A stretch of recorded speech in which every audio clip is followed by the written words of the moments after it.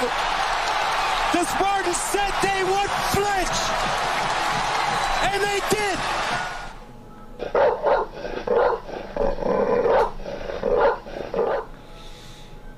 And welcome to another episode of the SD4L show. I'm Justin Thind. Today I'm co-hosting with the smartest mind in the sphere of MSU basketball, David Klein from SpartanHoops.com. David, how you doing today? Good, man. How you doing? Merry Christmas, Happy New Year, all that good stuff. It's good to see you. Yeah, you as well. It's a good time to be talking hoops, I would say. Absolutely. We got a little Michigan-Penn State game on in the background. Yep. That one's getting a little tighter, so it's a good day. Yeah, Michigan State's been having some wins strung together ever since Malik Hall came back. Yeah, good sign to see him kind of come back. Obviously, maybe not the production that you'd like, but game one, he looks good. 11 points in 13 minutes, and I just think generally he's had a calming presence on both sides of the ball for Michigan State, and like to see kind of where it's going right now for the program heading into the heart of conference play. Definitely, and I forgot who tweeted it, but somebody put out recently, they said Michigan State with Malik Hall in the lineup has lost just one game, and it was by 1 point to Gonzaga on the boat. So essentially when he plays, they don't lose for the most part. And like you said, he's not even fully back yet. He wasn't his usual self yesterday, I think. But he's just somebody that I felt that if fans were judging the longevity of the season, what the ceiling could be when he was out, such as after the Notre Dame game and others, it was an incomplete assessment. Like, I wasn't entirely sure where a lot of the negativity was coming from back then. Maybe I was just unnecessarily positive, but this is kind of what I saw would happen when Malik Hall came back. Is that kind of how you were feeling when you kind of saw the change in energy towards the season, or no? Yeah, I think for the most part, Michigan State's record is indicative of losing two of your top six guys from where it's at. I think they just kind of had to hang on and survive that weekend in Portland. And I think that they're at a point now where you saw in the first half of that Nebraska game what maybe the ceiling of their potential is when everything's kind of clicking and humming on both sides of the ball. They hold Nebraska to 17 points. They score 39. Tyson Walker gets loose for 16, ends up with 21. So I think that this is a team that's starting to kind of put the pieces together, and it really couldn't come at a better time. Yeah, and one of those pieces, Jaden Akins, he's just been ripping the net from three in recent weeks. What have you kind of seen from him? And I guess, did you even expect him to shoot this well this early on? I know we were both really high on him, but this is another level. Yeah, I thought he was always a little bit of a streaky shooter in high school. He's shot it pretty consistently. I think he went 1 for 4, 1 for 5 last night. He had a couple corner looks, just couldn't find the bottom. But up to that, I think he was 11 for 15 over the last 4 games coming into that Nebraska game. So his shooting has been a positive. I want to say his plus-minus last night was absurd. It was like plus 26 or 27, something crazy high like that. So he continues to make an impact, whether he's knocking down shots or not. And I just thought generally last night's performance was kind of a complete game for Michigan State. AJ doesn't get a ton into the scoring column, but you got a little bit of production from the bench, which has been kind of up and down. Kohler scores 10, Pierre Brooks has 8, and I think it was just a situation where Michigan State really punched Nebraska in the mouth, maybe their best half of basketball since either the Kentucky or Gonzaga game. And with Michigan looming and Michigan playing much better now, we saw them blow out Maryland earlier this week, playing PSU, and had a really good first half. This is a team that's, kind of turning a corner as well. Both teams are, and that matchup just looms so large for both teams heading in this Saturday. Yeah, I think Michigan State has relied on a few of the usual suspects as well, in addition to Akins coming on and Malik Hall coming back, because you see Hogarth still distributing well. You see Joey Hauser just basically as consistent as you can want someone to be after that Gonzaga game. So a lot of pieces that are playing well right now. Tyson Walker had a great first half last night, so I don't think Michigan State could be on a better run that you could hope for right now going into this game. But starting to seem like, as we transition into talking about the upcoming game with Michigan on the docket, that they also seem to be kind of hitting their best stretch of the season so far as well. Yeah, and I think when you looked at this team on paper, you thought to yourself, they returned an All-American center. They went out and got another transfer point guard, Jalen Llewellyn, who now has torn his ACL. He's out for the rest of the season. I thought that when that happened, there might be a brief period where Doug McDaniel would have to adjust a little bit, but the schedule kind of allowed for that. I think he started playing much better. He just gives them a lot more potent offense. I think Llewellyn just is a little bit slow, not athletic. They're a little thin at the guard spot. They obviously can't afford it again, but Bufkin's been playing a little backup point guard, and he's been having a really, really good stretch this season. And I think if you look at it, they got two wings that are probably pros. I think Bufkin, maybe not this year, but in the next, is really going to take another step and probably ends up a pro. Jet Howard could go this year in probably the teens, just outside the lottery. Right. And Hunter, for how much trash he talks and how obnoxious he can be, he's a really good player. And last year, when we were at Michigan, dropped 32 or 33 on us. He's a guy that you have to circle that matchup and be a little bit worried about as well. So I think that heading into this game, Michigan State should feel good at the position that they're at in the last couple games, where they've seen some progress and getting back to being a little healthy, getting maybe a little deeper rotation. Some guys like Trey Holloman you're seeing kind of take steps in the right direction, particularly offensively. He's kind of always been that lockdown guy, but now he's hunting his shot a little bit more. So Michigan State's bench has developed a little bit in light of the injuries, right. And now they're in a situation where it's going to be a really good matchup in East Lansing. I think the one thing that you probably like in this matchup when you're looking at it is just the fact that Michigan State is much older and they have a lot of guys that have played in this game. And for how good Michigan has been playing these last two, both of those games have been at home. So going on the road, particularly the Breslin Center, which should be a snake pit on Saturday, I think this is a situation where there will be some moments where maybe the freshmen look like freshmen for them, and Michigan State needs to capitalize to be able to come out with the victory. Yeah, definitely, because I remember last year, even some of their vets, like Hunter Dickinson was rattled in that second half when people were screaming in the Breslin, and even if he keeps his cool, like you said, they got Doug McDaniel over there, they got Kobe Bufkin, who's a true sophomore, so they have some guys that could get rattled in that sort of an away atmosphere. And this game against Penn State, where I think now they're up 11, went on an 8-0 run there, as well as the last game against Maryland, where they just came out and were up by 29 at half. Yeah, blew them out. Yeah, it's those two games, like you did point out, they are at home. In addition to that, yeah, admittedly they are turning a corner as well, and it's not just the favorable venues that they have. But I think at the end of the day, though, it's going to be down to a few matchups.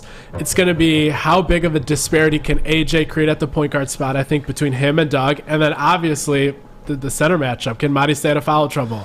Is Kohler or Cooper stopping Dickinson at all when they're in there? Cooper didn't get any run this last game in Nebraska. You're thinking now that Michigan State's kind of moving towards limiting maybe some of his minutes and Kohler playing a little bit more, but this isn't a great matchup for him. Right. Kohler had 10. I thought offensively was maybe the best performance that he's had in his early career.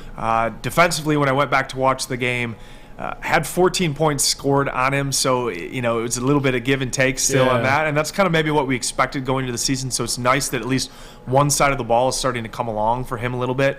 But asking a kid that's 6'8", probably on a good day, in shoes, to be able to guard 7'1" Hunter Dickinson, I think really worries me. And I think that when you're looking at maybe some of the wing matchups too, it'll be interesting to see. Michigan started this game with Jalen Pickett being guarded by Kobe Bufkin. I think he's their best perimeter defender, and I think that AJ maybe ends up seeing him in the matchup that Doug and Tyson might end up matching up, so it might be a little bit of a chess game there to see kind of how that looks. I think AJ would absolutely abuse Doug, and that's why Michigan did the same thing, because Pickett and AJ to me are very similar players where they really want to get you on their hip and kind of punish you at the rim.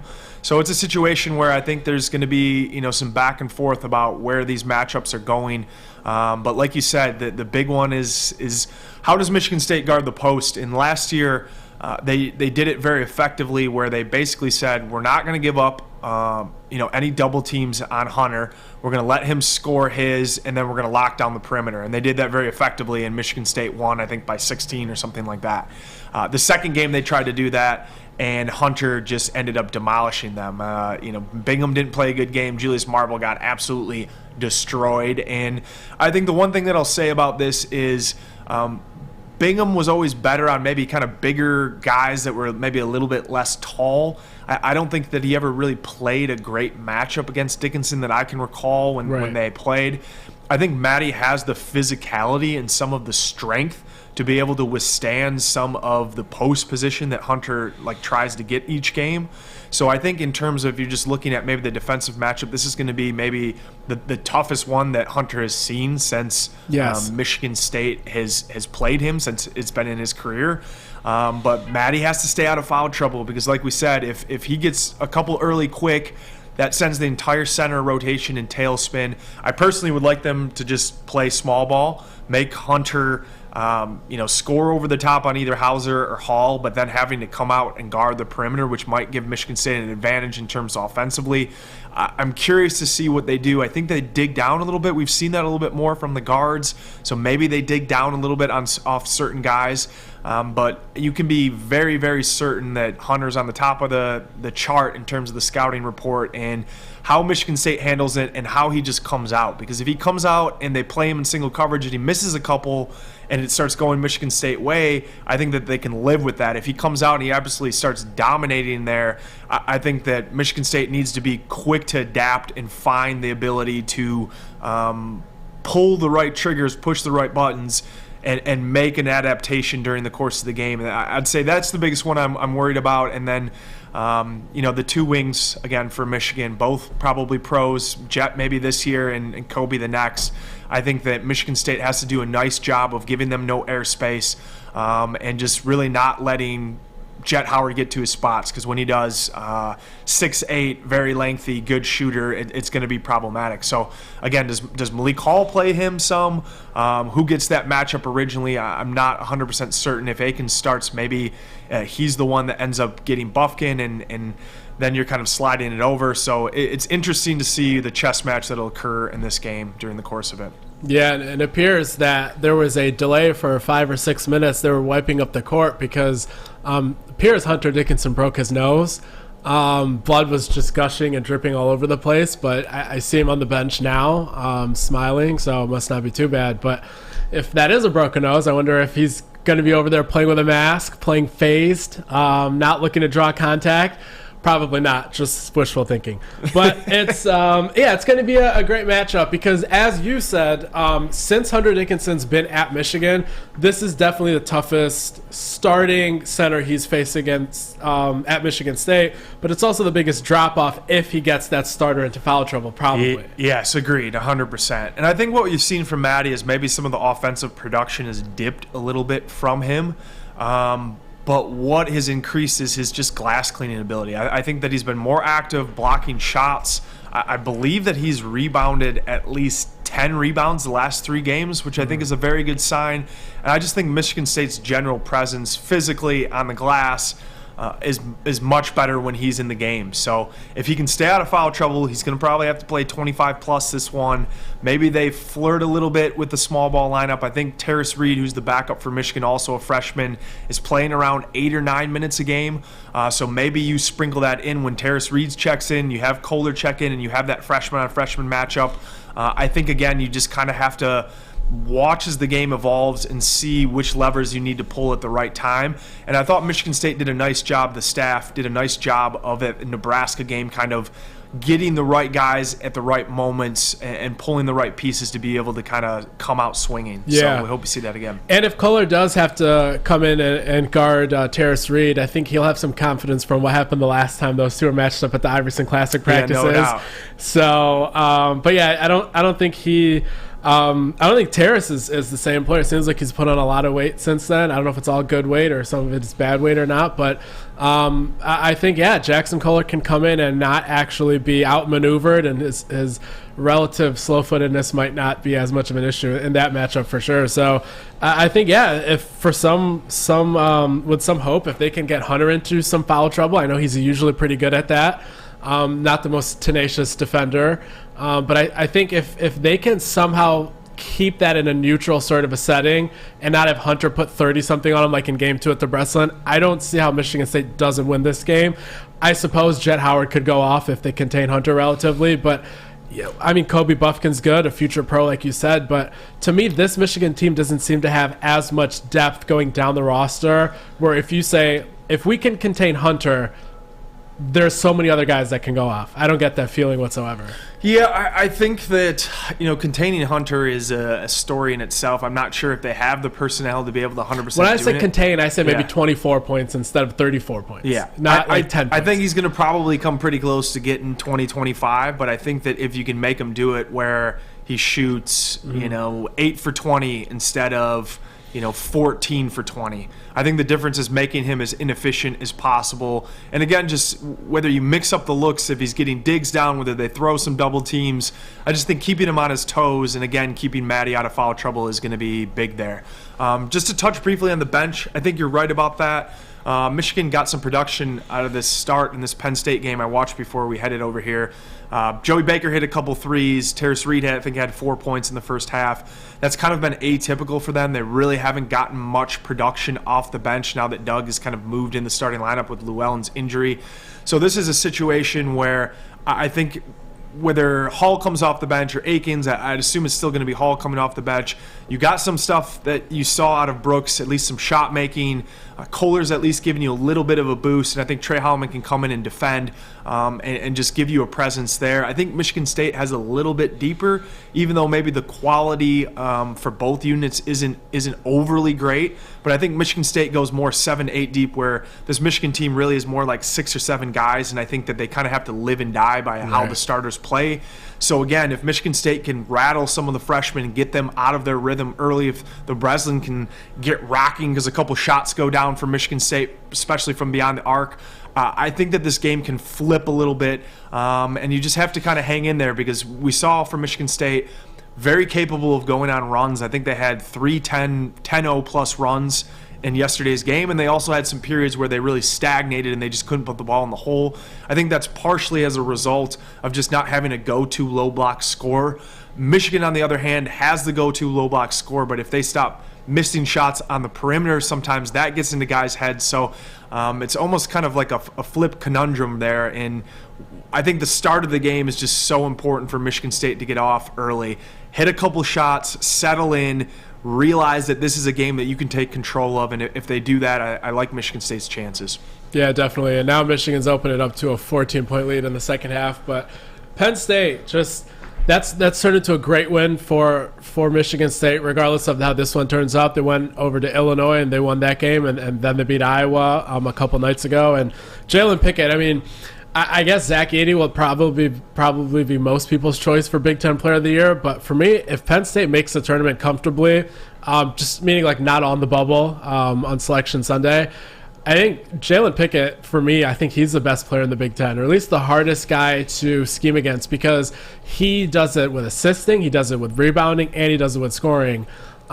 Just a great player. I think he's the guy that when you look at a Denzel Valentine type of guy, where on a day he's not scoring, he's still assisting. A day he's not assisting or scoring, he's rebounding. A guy like Edey, I don't know if he has that kind of a bag. Is he your pick so far in January for Big Ten Player of the Year, or is it still Yeah, it's the way that Purdue has come out. Obviously, they lost to Rutgers at home the other night, so maybe that shakes it up a little bit, and they've looked vulnerable. On the road at Nebraska, looked a little vulnerable. I think the entire conference is just mayhem. I thought Purdue was kind of in a clear Tier 1 by themselves, and now that seems to be disproved, and maybe Rutgers is the best team in the Big Ten right now, especially which at is really home. wild. Even though that was an away win. Yeah, that's an away win, and they beat Indiana, and they went on the road, and OSU stepped out of bounds and then hit a shot, so they probably should have won that one too and been 3-0 with the 2 best road wins in the conference at OSU and at Purdue, at least by the metrics.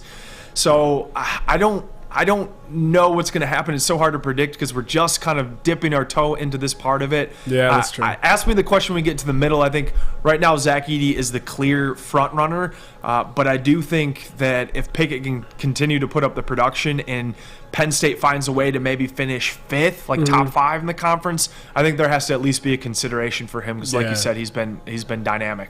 Yeah, Big Ten's wide open. I mean, even though they haven't played amongst themselves that much right now, I guess what would be your power ranking spot for Michigan State heading into Big Ten play for the most part? This is like games are changing that by the very minute. Yeah. I think that they've put themselves in the position with winning at Penn State, taking care of business pretty convincingly against Nebraska. I think that if they beat Michigan at home on Saturday, I would probably have them pegged into the top 4 or 5 in the conference right now. And I think the degrees of separation are very minimal. I really think basically 1 through 8, 9 can be in there. Like Wisconsin's 3-0. I don't think they're a great team, but they continue to find ways to win. They only beat Minnesota on the road by 3 when they're favored by 12.5 last night. But that's just the kind of style of play. They're continuing to grind out games and find ways. I think if you just look up and down the conference, there's a bunch of flawed teams, and it's just this next 2 weeks for Michigan State is going to really let us know who they are. You have Michigan at home, a Michigan team that's surging. You then go on the road to Wisconsin, then on the road to Illinois. You come home and you get Purdue and Rutgers, then you go on the road to Indiana. I mean, the schedule is absolutely brutal. I think if they can find a way during this stretch to go, what's that? Is that 6 games? 2, 4, 1, 2, 4. Yeah. So I think if you can find a way to go 4-2, you still like the spot that they're in to compete for a Big Ten title. But if they go 500, am I going to be surprised with that schedule? That's the thing, right? Michigan State's probably has one of the tougher ones. I haven't looked to see on KenPom how that's all shaking out now that some of the teams are dipping and some are kind of soaring. But I think that just on paper, if you're looking at the next 5-6 games, I'm not sure there's a team in the Big Ten that has a tougher road ahead of them in the month of January. And so what this team is going to be by the end of February is different than the team is now to the end of January. So I think that I just like to see exponential growth. Win some games that maybe you probably don't have a right to do. Maybe you find yourself in a grindy one. Take care of business when you're at home in the games that you should win. And it's a situation where I think the tournament is wide open. We've spoken about how the Big Ten is complete chaos. I really think outside of a couple teams at the top, Houston, Arizona, UConn, this field is wide open, and it really the better seed Michigan State can get great. But I think that this is a situation where they can really hang with any team in the country when they're fully healthy and they're up firing on all gears. And so you just have to kind of hang in there, take some lumps that you're going to get in the conference play, come out a better team at the end of this month and then the next, and just build towards something. I think we're starting to see the pieces come together, and we'll know a lot more about this team really after the next week. Yeah, definitely. But right now, I'm kind of where you are, where you say that 4-5 range, obviously depending on what happens. But at this point in time, they seem to be in that same sort of range where we thought they could be before the season started. So for the most part, generally, they are what we thought they would be so far. And now they have a tough schedule ahead where they could either improve their ceiling, and we could be talking about them being a top 2 or 3 team in a few weeks, or just staying in this 4-5 range. So opportunity is ahead. And speaking about what's ahead, kind of switching over to the part of college sports that is my forte for the most part. It's a nice intersection for the two of us. Yeah, I think even when it comes to basketball recruiting, I think you definitely pay more attention than I do. But this is becoming very interesting now. After the 2023 class, Izzo kind of showed us that he was just hitting another gear, essentially. People were talking about the transfer portal and things of that nature and how he needs to change, how he needs to do this. Izzo decided he wasn't going to pursue the portal, and as a result of that, he didn't just sit around and be stubborn. He went ahead and put that energy into high school recruiting and said, I'll never find myself in a situation in an offseason in the future where I will need the portal. You might, maybe a spot here and there, but 8-9 scholarship guys in the offseason, he's determined for that to not happen in the future. So 2023, we all know, we've all litigated that class and how great it is and all that. And it's, for those that don't know, it's Tom Izzo's highest ranked class in the 24/7 Sports era. But 24, it seems like a continuation of that blueprint, of that energy, of that approach. Owen had put up the tweet there a little while ago of a tweet that I put out today, which is just a 2024 recruiting notebook of kind of things that I'm hearing. There it is again, so definitely go check that out. But for the most part, my 2 takeaways right now are there's 2 guys that they're in a good spot with, Jesse McCulloch and Kerr Tang. And then there's a lot of options to fill out the other 2 spots in the class. Before I dive any deeper, DK, I'll let you talk about what you kind of see overall in the 2024 class. Yeah, so I think that when you're looking at team needs, right? So Pierre and Jaden will both be seniors. Trey Holloman, Kohler, Cooper will be juniors. You have Jeremy Fears is going to be a sophomore. Not sure if you're going to get 2 years out of Xavier Booker. That remains to be seen. I think you get 2 at least out of Cohen Carr and then Garrick Norman. I think that what you want to do in this scenario is surround Jeremy Fears by as much shooting as possible. Akins has kind of taken that step like we talked about this year to kind of being a much more consistent shooter at a higher volume. But really, if you look kind of across the roster, Brooks has been shooting pretty well. Where else is all the other shooting kind of going to come from?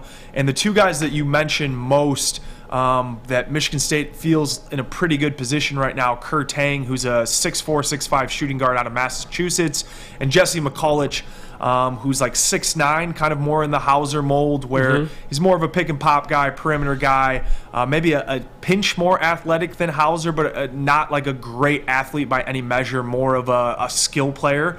And I think that if Michigan State was able to land those 2 guys kind of somewhat early in the cycle, in the spring cycle, in early summer, you have a pretty solid foundation to then go out and try to swing on a couple of the higher guys. Right. Flory Bagunga is the guy that I think you just circle with a red marker over and over again, and you just pray that Michigan State has a real chance on it. The top center in the entire class, he's 6'9", like 220, 230. He's built like a man. He plays like a man already.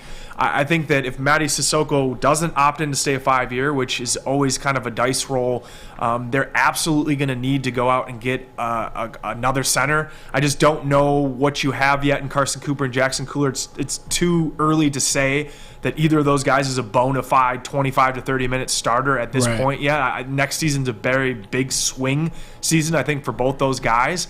And so I think you need an athletic kind of rim protector, a guy that's kind of a force there.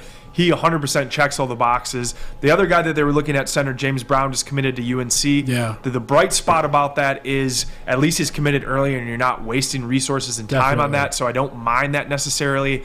I know that you alluded to in your article that maybe another guy emerges. They've looked at this guy from Ohio, McKinley. I actually quite like his game. He reminds me a little bit of kind of a Nick Ward type, but maybe with a little bit more of a mid-range jumper. He's kind of a bigger, stockier guy, but a little undersized, like 6'9", 6'8". I think he's longer than Nick Ward, wingspan-wise. Yeah, I would agree with that. And so I think that maybe somebody else has to emerge. I'd really like to see them add another young like center just to give yourself a little bit more of a safety net if the other 2 guys don't work out. And then I think that you want to try to swing for kind of a higher level, maybe a bigger wing, because Kerr Tang is like closer to 6'4" maybe than 6'5". I think you've got to get a guy that's 6'6", 6'7", and they're looking at a couple of those guys. And I know you mentioned in your article, Bryson Tucker is the guy that, to me, I've circled as IMG Academy guy. I think he's top 10 or top 15 in the country right now. He's gone out of his way to mention Michigan State multiple times that he intends to take a visit. I really think it's going to come down to Michigan State and Duke. I guess the last wing that we beat him for was Max Christie, so you hope that happens again.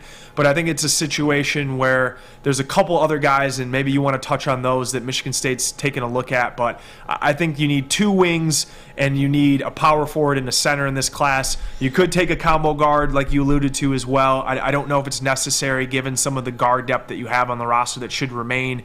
But it's a situation where Michigan State should absolutely be able to have a 4-man class. And really here on out, I don't think that they should ever not have 4 guys in the class. If you're going to go away from the portal, he needed to widen the net geographically, which he's continued to do. And he needed to be able to just fill out larger classes. And he's been able to do that with 2023. He needs to repeat that with 24 and beyond. Great breakdown on those guys. The part about them looking at a new center, that was probably the only part in there that wasn't intel. That was my opinion. And the reason I said that was you look at what they've done in previous years.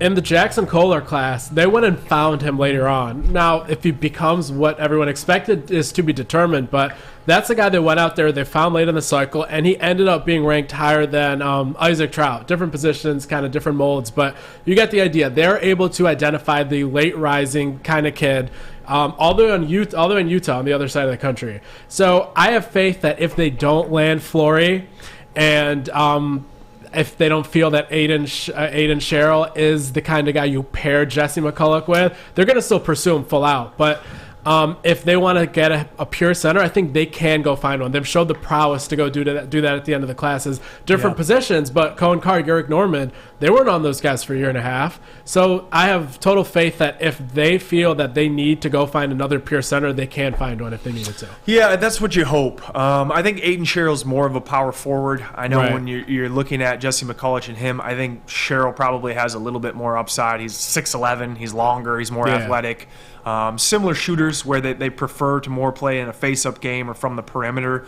But to me, it seems like maybe he's going to end out west or in the SEC. He's got a lot of love from Alabama and some other schools. I'm not sure. I think you mentioned it too, how hard that recruitment's going, or if there's a real mutual very murky. feeling. It's very murky. Yeah, that's kind of how I feel too about it. And it feels like if they can lock down Jesse and they can lock down Kurtang early, again, maybe they then can pivot to being able to put more resources on guys that are going to be competitive recruiting battles. Yeah. You know, Bagunga's going to get recruited probably at the end by, I think he has a Kansas offer. UK's been looking at him. Indiana, Purdue. Like, he's going to be looked at very heavily by a bunch of different schools. There's even some chatter maybe he could reclassify. I've heard that that's not going to happen. Now I've heard maybe that could happen. I would love that. If you want to add to the 2023 class, throw him in that mix. Let's go right now. But regardless of what happens, I do think Michigan State, the class that they brought in 2023 and the way that he went about the recruiting, like you said, finding Carr and Norman late in that class, putting the full court press and getting those two guys to commit basically within like 2 weeks of their visit. Located him, found him, got him to take an official visit like the next week, and 2 weeks later, both guys are in the fold. Right. I think a lot of that has to do with Jeremy Fears, so I'm curious to see once he gets on campus how he can kind of help recruit some of the guys. And so I trust the staff a lot more after the 23 class. I think looking forward, you have to be relatively optimistic about the trajectory of the program and the way that they're going about recruiting, even though for my personal sake, chasing after high school kids for 2-3 years instead of maybe spending a month trying to find a portal piece that could fit in nicely. I wish he could find a balance from that. Obviously, 2 of our starters are portal kids, so it's not like he's completely let it go. Yeah. But he just comes out and he bashes it, basically any chance he gets at the beginning of the season. So I don't know. He's made his thoughts clear. I think if they absolutely need to go get a guy, they'll go do it eventually in the portal, but I think he'll be selective. It'll have to be the right guy, the right situation. And we saw even while he was bashing the portal, he was taking the first flight out east to go talk to Jalen Bridges right after he entered the portal. He invited Michael Parrish's entire extended family to campus. So I think most of Izzo's frustration, and this is just my opinion, this isn't something I've asked him, the most of the frustration comes from people thinking Madi wasn't going to become what he has become. In my opinion, though, I think you could have still had a supplementary piece right behind Madi. 100%. Yeah, so I guess the coach and I will disagree on that angle of it. But, yeah, a lot of Izzo's frustration, in my opinion, was coming from people just discarding Madi. So when he was giving those quotes, it was specific to the center position. It was specific to Madi because his actions regarding trying to get a winger were different than what he was saying about the portal. He was trying to get one. And I know that they felt that if they were wrong with this move, they will reevaluate their stance in the future regarding the portal too. So it's not as stubborn as it seems from the quotes that Izzo gives. Yeah, and I guess if he was so confident in Matty, I wish he would have played him a little bit more maybe last season. I know there was a bit of a logjam at it, but he played less as a sophomore than he did as a freshman. There was one last body in the rotation, so there was no indication either production-wise or by the staff that they had that trust in it. So it's difficult as a fan base to 100% have a pulse on what's going on behind the scenes. Right. And it's a situation where it seems at least he feels comfortable with it. I think Maddie's growth probably doesn't come if there's another body, a starting body from there. But at the same time, you look at it, and if they could have found another guy to be able to defend and protect the rim and rebound, and you had two Maddie-like guys, two guys that are cleaning glass and protecting the rim, I think Michigan State's probably general outlook and maybe the one hole that really is still in the roster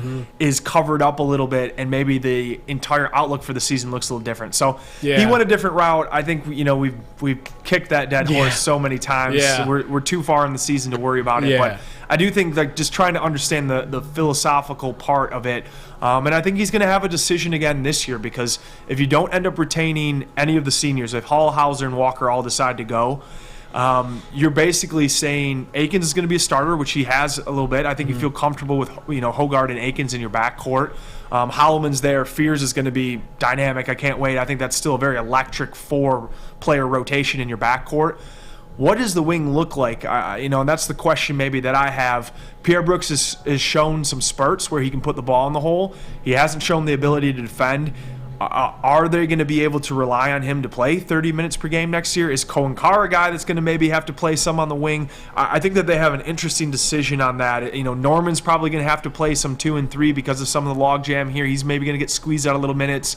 So I'm curious to see if they again roll the dice and say we're going to rely on the guys that we recruited. We have this nice class coming in. We're just going to do that. Or maybe you have a window open and there's, a top 10, 15 team that's just missing like one veteran piece in the wing, and do you give that to yourself? So I'm very curious to see what the philosophy will be kind of after the end of this season, heading into the offseason, and what he does with that heading into what I think could be a really exciting 23-24 season. And I can say confidently months in advance. Now, it's a subjective grade of whether it's true or not. If Pierre Brooks doesn't take a step, which I said, again, is subjective in Izzo and the coaching staff's mind. Yeah. If he does not take a step, they will be comfortable looking at the portal to not squander. From what your knowledge is and just your general feel about it. Yeah, okay. Like nobody's told me, hey, we don't have faith in Pierre Brooks next year's a portal year. No one said anything like that. But that is how they will be making the decision is Pierre the guy in 2023-24 to just come in, be inserted as a solid starter, him and Cohen eating up all the power forward minutes if Hall and Hauser leave. If the answer to that is no, maybe they won't land one. We know what happened with Bridges and Parrish, because both of those guys wanted guarantees to play 30-plus minutes. But they will not be stubborn and stay out of the portal if they don't have total faith in Pierre Brooks. Yeah, and I think Pierre Brooks, this is a big swing season. I think that he's come further. This is basically his freshman year because he barely got any run year one. It's almost a similar spot where Trey is kind of getting some spot minutes and growing, and we really won't know what that looks like until maybe next season. Right. So I like that Pierre's had some opportunity in light of some of the injuries to play some more minutes, but this is a situation where you really have to be able to see some growth, particularly on the defensive end. I think he needs to continue to work on his body and slim down a little bit. And we won't really know the answer to that until we maybe get to the end of the season, the comfort level with the staff to be able to say, is he this plug-and-play small forward that we know we're going to get the best out of next year, or do we need to maybe boost that position a little bit? Right, for sure. And just the last thing, touching on this recruiting angle, maybe you already did, Owen, but can you put up the pictures of the two profiles of Jesse and Kerr? So these are the two guys that I just mentioned as the guys that I'm looking to put in a crystal ball for soon. I talked to Jesse yesterday. He told me he's visited Michigan State about 4 times, and he says that, relatively speaking, he would like to close down his recruiting process sooner than most kids would. He didn't give me a month or a day or anything like that, and he didn't specifically say Michigan State was leading. But I'm close to putting in a crystal ball pick there, and it seems like the timeline there is expedited. With Kerr Tang, he's a guy that he's kind of juggling in his mind whether he wants to take more visits or not. He's not looking to take any in the immediate near future.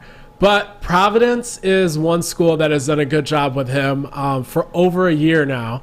And that's a school that would get his next official visit if he takes one. So really what that has come down to is either he will be committing soon or he will be visiting in several months, Providence, and then we'll see what happens after that. I'm close to putting in a crystal ball prediction there as well, but those are the two timelines and basically where those two recruitments sit right now.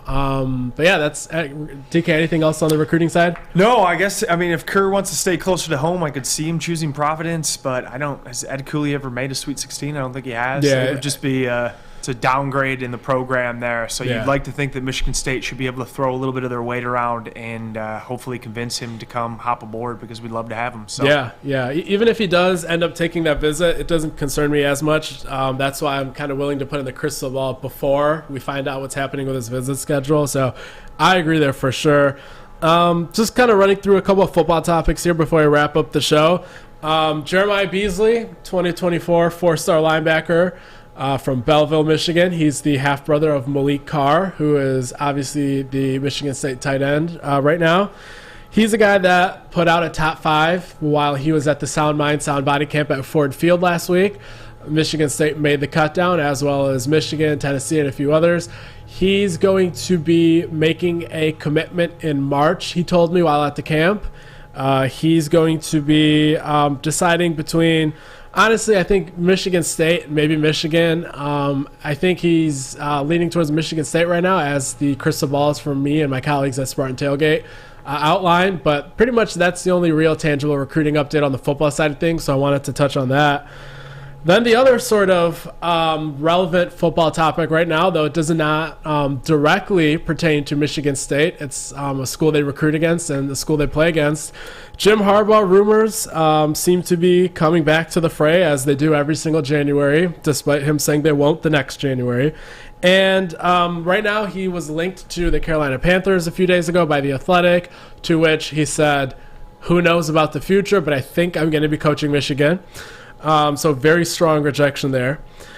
And the Denver Broncos are another candidate that is looking for a coach. And there you see the Athletics report with Bruce Feldman, Nicole Auerbach, and Austin Meek. They are saying that if he gets a tangible offer as a head coach of an NFL franchise, he will be leaving. And there's way more qualified people than me to be speaking on what's happening at Michigan, but from what I have dug around and what I've looked around the past, I'd say 14 months, even before last year's sort of events unfolded, he really does want to go win a Super Bowl. I don't think it has much to do about money. I don't think it has a lot to do with people saying he has a sour relationship with Ward Manuel. I don't think it has as much to do about NIL either, which I do think that's a legitimate gripe he has. I think it's just him sort of wanting to go back and win a Super Bowl, and I think that's just an itch that you can't scratch without actually going. That's not something you can appease him of with a new contract. Maybe you can overpay a ton and give him like $115 million over 10 years, fully guaranteed. But other than that, I think that's just something he wants to do. We'll see if he gets an offer. DK, I don't know if you want to jump in here and say anything about this topic. No, I'm just curious that, say Harbaugh does leave, where would you see them looking, I guess, for the next head coach? Do they do it internally? Do they look externally? He obviously, back-to-back CFB playoffs, kind of got them to the point where maybe they have been in the past. Couldn't get him over the hump this year against a TCU team that you're probably not going to see again in the CFB, for as long as it's a 4-team playoff. So right. Where do you see maybe them looking if he does leave in terms of replacement coaches? If I'm Michigan, I'm probably opting towards continuity, and I'm probably looking at Sherrone Moore, their offensive line coach / play caller.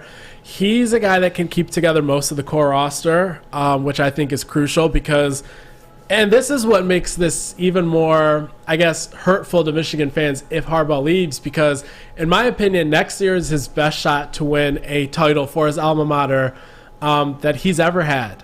And for him to leave despite that opportunity in front of him for his program, I don't know, that doesn't seem right. But I think you look at the Ohio State game being at home, the same easy non-conference schedule, the perennial powers all losing a quarterback. Alabama's losing Bryce Young.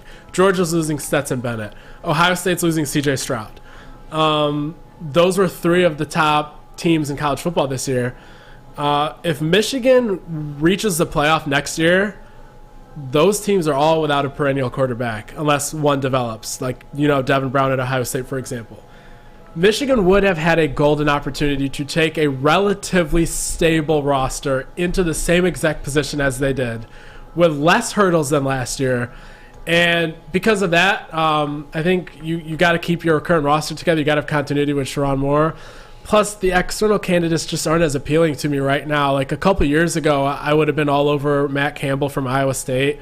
I don't think his recent sort of lack of success should be held against him, because for him to build that program to begin with at Iowa State is very impressive. But to me, I don't know. I just think the shine is off a little there. Bill O'Brien was somebody they were eyeing very closely last cycle. I don't know how much I like that idea, especially if there is indeed some tumultuous sort of inner workings at Michigan with Ward Manuel and the NIL collective. That's all secondhand information to me. So I don't know if he's the guy you want. He's a little abrasive. You're not getting Luke Fickell now. I don't know if that would have been realistic to begin with, but there's not really that many candidates out there. I think maybe Dave Clawson at Wake Forest would be a guy that people might not be as excited about, but I think would do a good job there. But is he that much better than Sharon Moore and not opting for continuity despite having a great run at another title? So I don't know. I think that's where my head is at, but there are other Michigan people that are more qualified to speak on it than I am. But I think it's a very interesting scenario, and the only thing that I think that doesn't make any sense to me is all the fans in the replies of tweets that are Michigan fans, and they're like, oh, why do these rumors keep coming up? It's not happening. He hasn't left so far. You guys said every year he hasn't left. Well, that's only because Minnesota didn't offer him the job last year. Everything that was reported last cycle was true, other than the fact that Harbaugh thought the job was his to lose, and that wasn't the case. So as far as I know, last year, nobody lied. The rumors were all essentially true. Had Minnesota offered him the job, he would have been gone. So that's legitimacy. And I think if you're not nervous and you're a Michigan fan, then I guess it's better that way for your personal health. But I just can't see how that's the case. So what are the odds, do you think? Stay or go? Is it 50-50, 60-40? Where are you sitting right now? Like, what's your gut saying? I think it's 60-40 because I think the Denver job makes a lot of sense for both parties. In Harbaugh's mind, he's going to see at Denver, he's going to see an elite defense. He's going to see a new ownership group that is looking to spend money, and he himself is going to believe he can rehabilitate Russell Wilson into what he was. From the ownership's perspective, the Walton family that just bought the Broncos, they want to come in with a splash. They want to make a name. They want to appease the Denver fan base. Harbaugh is the way to do that.